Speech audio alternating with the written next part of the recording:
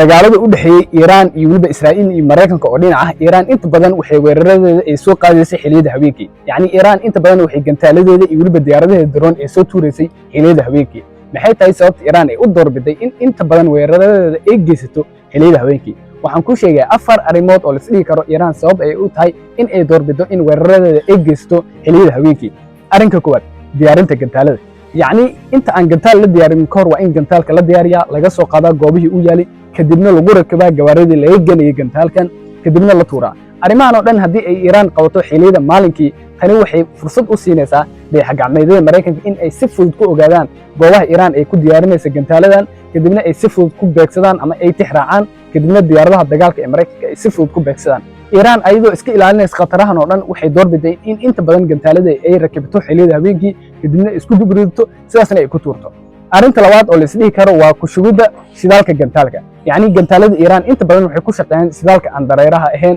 yacni Iran waxay haystaa gantaalo plastic oo aad u weyn sida gantaalka loo yaqaan Kromchar oo kale yacni gantaalada Iran waxay ku shaqeeyaan shidaalka si gantaalkan shidaalka loogu shubana waxay qaadanaysaa waqti aad u farban haddii Iran ay samaysano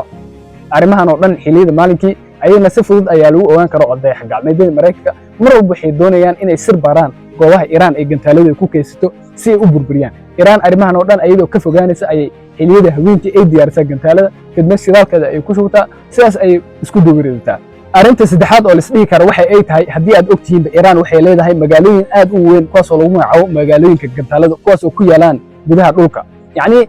buuraha hoostooda ay Iran waxay ka samaysay magaalooyin aad u weyn kuwaas oo ay ku keedsato gantaaladeeda iyo waliba diyaaradaheeda drone haddii xilliyada maalinkii ay Iran doorbido ama ay rabtoba in ay soo bixiso gantaaladaas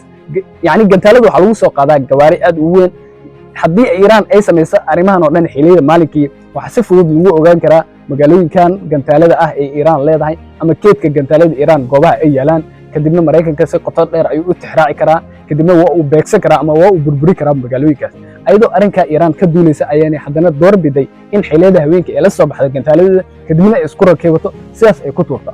arrinka ugu dambeeya oo ah arrinka afraad oo la isdhihi karo waxa ay tahay cadaadis ay ku abuurayso dadweynaha yacni Iran xilliyada habeenkii waxay u soo tuuraysa gantaaladeeda waxaa la isdhihi karaa si ay cadaadis ugu abuurto shacabka degan goobaha ay ku tuurayso gantaalada tusaale ahaan haddii Iran ay ku beegsanayso gantaaladeeda iyo waliba diyaaradaha drone gudaha magaalooyinka Israa'iil tani waxay qalqal aad u fara badan ay ku abuuraysaa dadweynaha degan gudaha Israa'iil yacni dadweynaha Yahuudda ee degan gudaha magaalooyinka Israa'iil waxay dareemayaan khatar iyo cabsi aad u fara badan gaar ahaan xilliyada habeenkii cabsi aad u fara badan ay dareemayaan sababtoo ah seeriyada digniinta ayaa aad iskaga soo daba dhacaya qayle aad u fara badan ayaa dhicaysa dadkii ayaa aad u naxaya kadibna waxay ku cararayaan goobaha gabaadka iyo waliba goobaha tuleelada ayagoo